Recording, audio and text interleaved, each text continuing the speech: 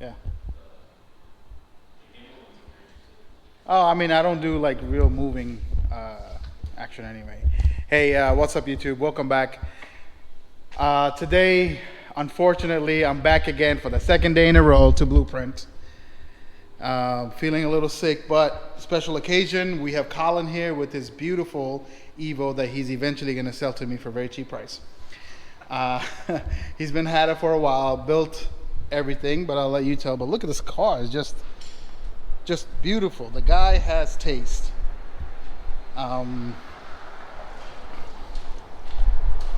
See, amazing car, built well.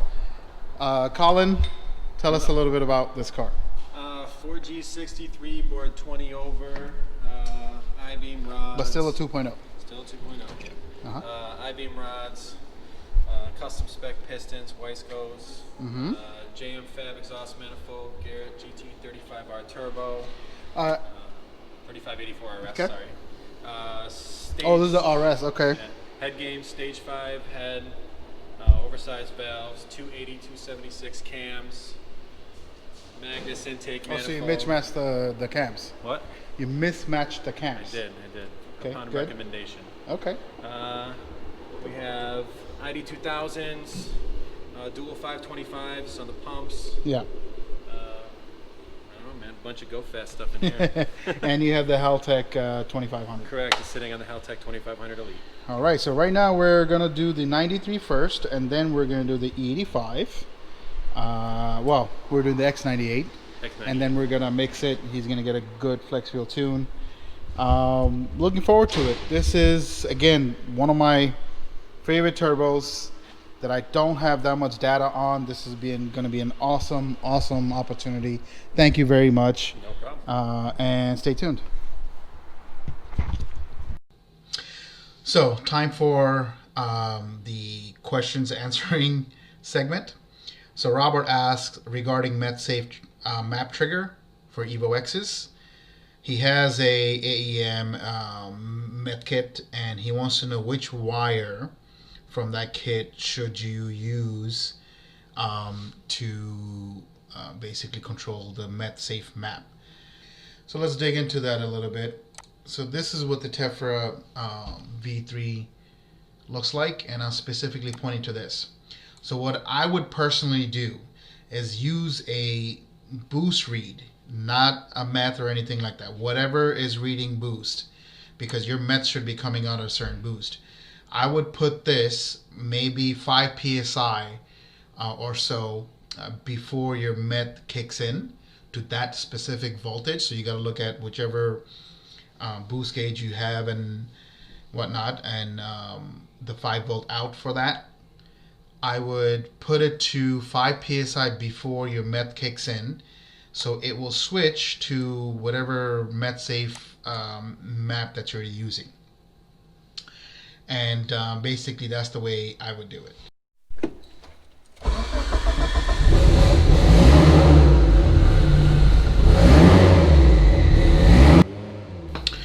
Question number 2 comes from Jose. And he basically asks, why am I using such a high ethanol content when I tune flex fuel that most people won't even see on the street or when they get pump ethanol? The reason why I do it, number one reason, is I cannot get most of the 93 out of the system when I do tune flex fuel. And when I do mix regular ethanol from the gas station, I get a really low percentage, and your computer can only adjust your tune from the highest level of ethanol fuel that you have to the lowest level that you have, the lowest being 10% around on pump 93, and the highest should be as high as you can possibly make it. And the only way to really do that is use X98 or some really high content one and mix it in. And also, by the time I get finished tuning, most of the time the content kind of lowers because there's a mixture in the system of low ethanol content fuel.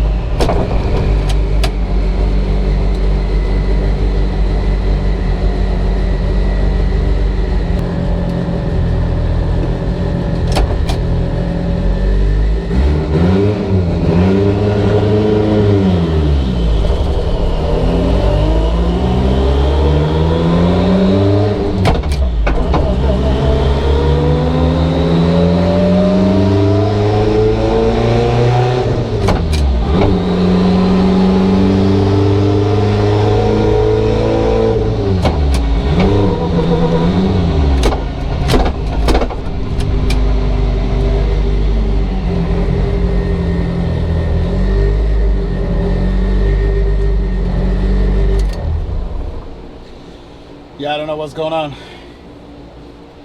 think he saw something underneath the car.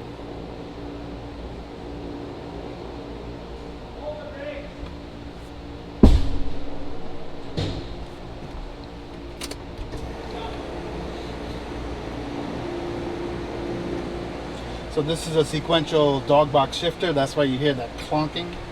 It really doesn't have a like a synchro mesh. It's called the I guess the gear face. It literally looks like dog teeth, and there's a bunch of them that are a little bit triangular, and they just smash onto each other like this, and you twist it instead of a smooth meshing. And I have the added disadvantage of having this being a sequential, so I kind of have to, just like a 2-second pedal time for switching, and it has a Quartermaster 8 leg on this, so it's like, you know me, I hate that clutch. What's going on? It was hitting the oil pan. What was? Strap. Only a tiny bit of rub. Cause I didn't hit it, man. It's gonna fucking rub really bad. Really bad. Should we jack it up? Let me do one run so I know what the wastegate is at least. So I can put a bottle jack right here, pop the tire off. You gotta hold the brakes. Yeah, I mean, we'll just unstrap it.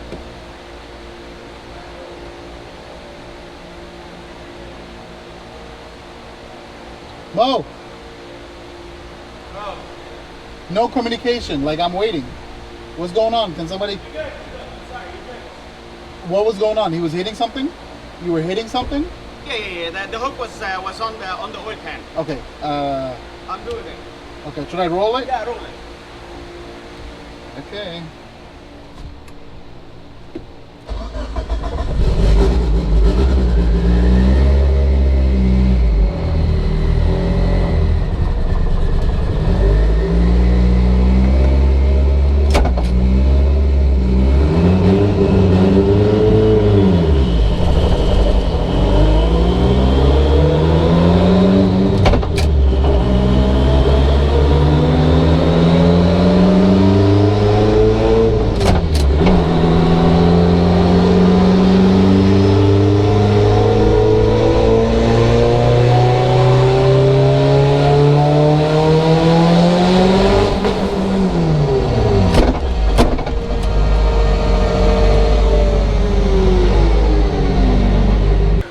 I also got another problem. What? You saw me set the wastegate to 0. Correct. Either your plumbing is wrong, Okay. or you cannot run 93 at all. Why? You're hitting 40 pounds. No, then the wastegate's fucked up. You mean the boost controller? Boost controller could be fucked up for sure. Okay. Unload, please. You're hitting 40 pounds. There's no way. Yeah. On 93, no way. Yeah. You're gonna make like 700 right now on 93. Roll it off. There's a couple of things to do. Raise the car. We gotta fix the springs. All right. So the car's hitting 40 pounds.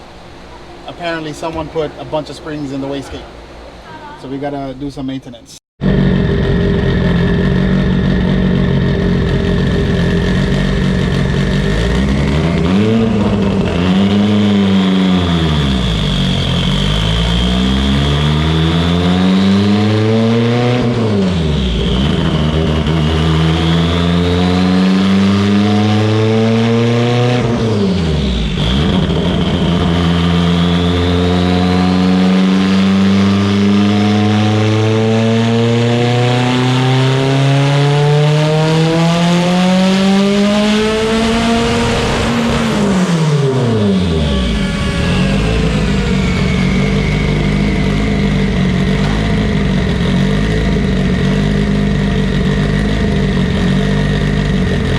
So right off the bat, we can see that there's some issues. I've noticed the AFRs on the gauge is not the same as what the ECU is targeting or reading. And then there were some heavy misfires up top where you see the torque is reading incorrect. That's because the ignition pickup that we use was basically didn't pick up because of the misfires. So what I'm going to do right now is I'm going to intentionally target a very rich AFR, and I'm going to increase the VE so it is able to have the calculations to make that rich air fuel mixture.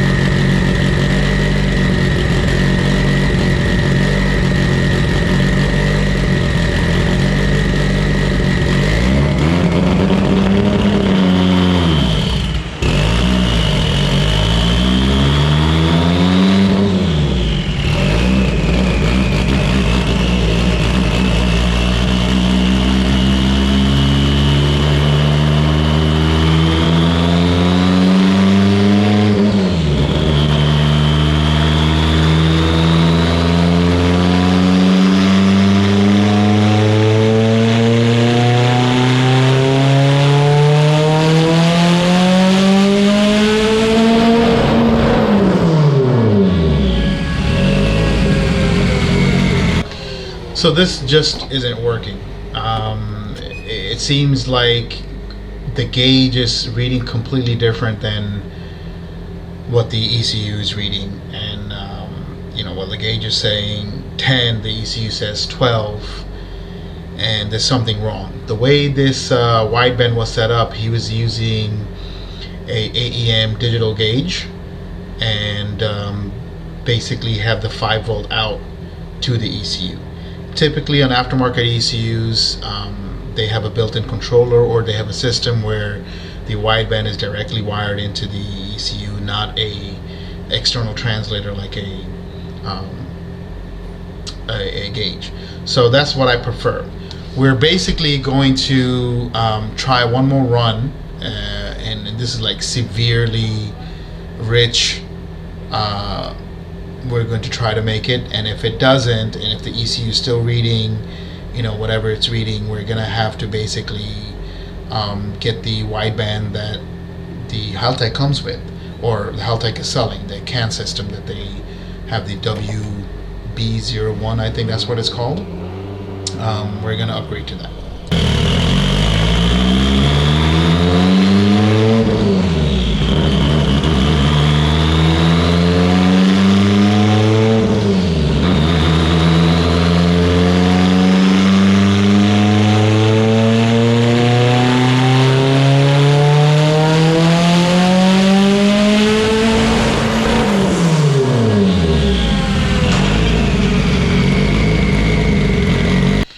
So that's definitely something wrong.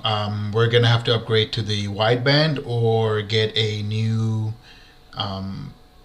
wideband gauge or something, and we're gonna take it off the dyno and really assess the issue first.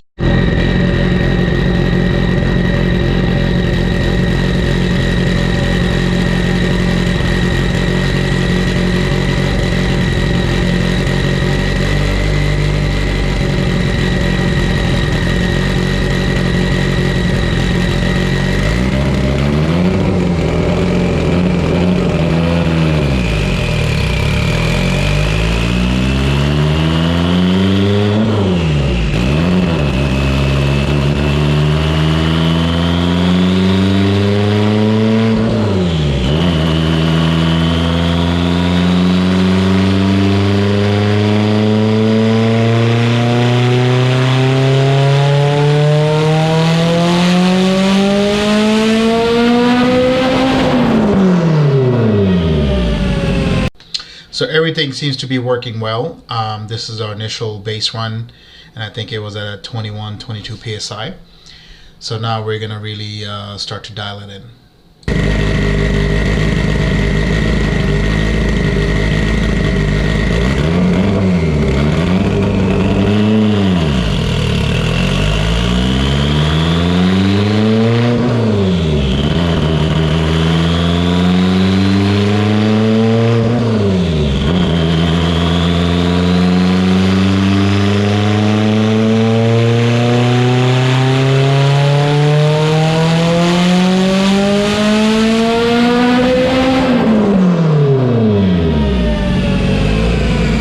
So on this run, I just leaned it out just slightly and increased the boost a little bit. And I'm getting severe breakup. These do have the GTR coils, and the dwell time has been set correctly according to the specs that came with the coils. But we're still getting breakup. So what we're going to try now is maybe re-gap the plugs a little bit and adjust the dwell time, just put it down just slightly.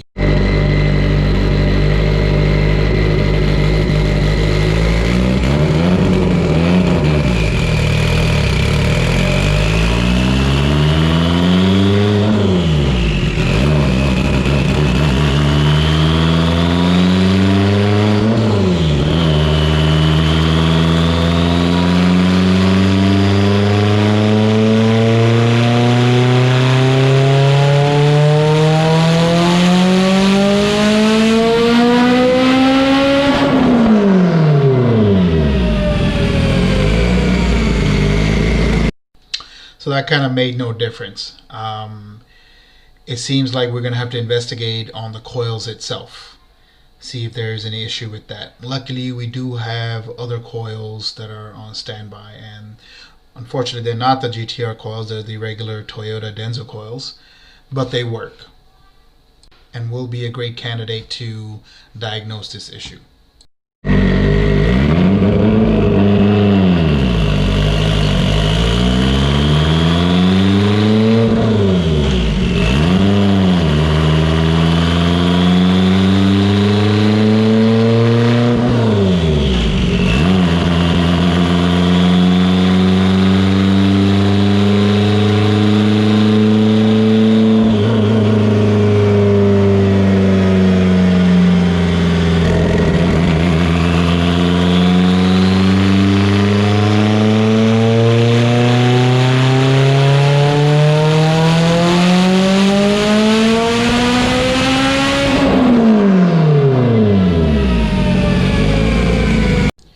After the coil change, we did make some passes and basically adjusted the fuel and timing and slightly boost. So he's making this power on 25 psi on 93 octane, and we're gonna switch fuels now. So with no changes, just changing a fuel, we're gonna do a base one, see where we at. The ethanol is a little bit low because there were some 93 we couldn't get out of the system.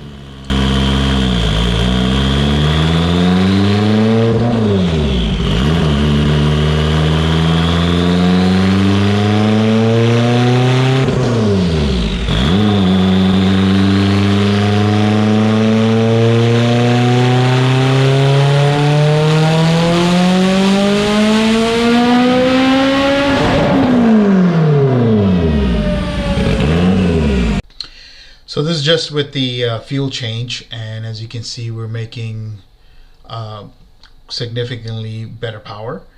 It seems to be spooled a little faster too. So now we're going to start tuning this fuel to its full potential.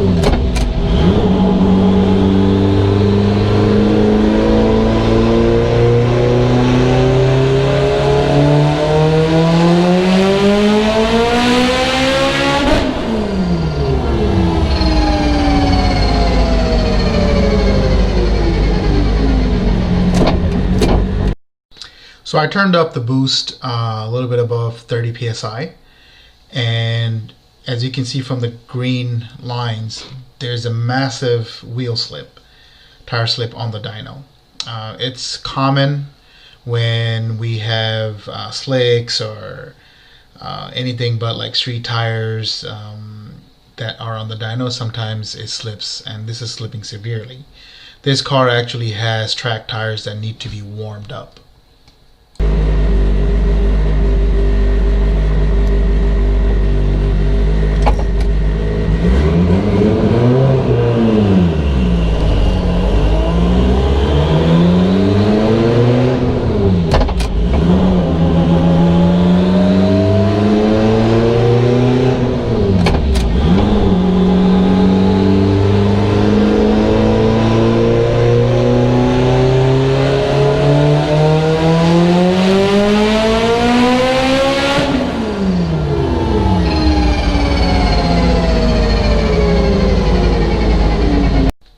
So on this run, I try to pedal it a little bit, see if I could get rid of that, but the boost just comes on real hard.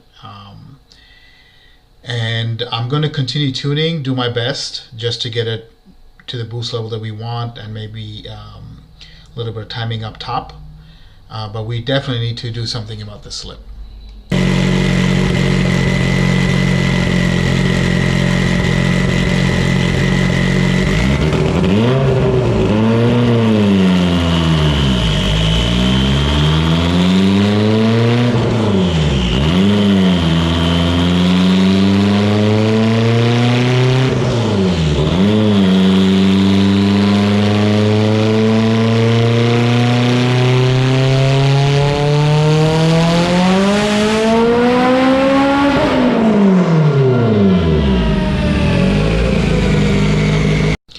So we had someone sit in the trunk, which kind of helped, as you can see, between 6 and 65, but still slipping. And it's starting to develop a slip up top too. So it's a very good turbo. It hits really hard.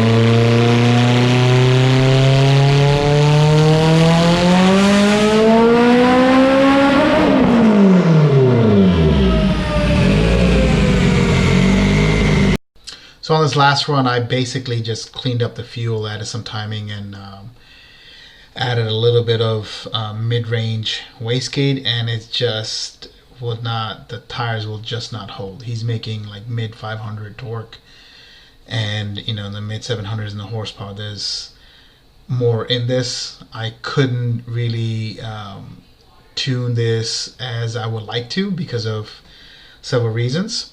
So in the books is this car is coming back. We're going to do sequential coils that will really, I think, benefit this this car. And he has a Haltech 2500, which is a very good ECU. Might as well take advantage of that. And with different kind of tires, I think we're going to go with some regular wheels and tires, and I think then we can really see what this turbo can do. But this is just a little bit of glimpse of what is possible with this small turbo. And this is the GTX-3584RS, and it is really good. I want to thank everybody for subscribing and sending in the comments.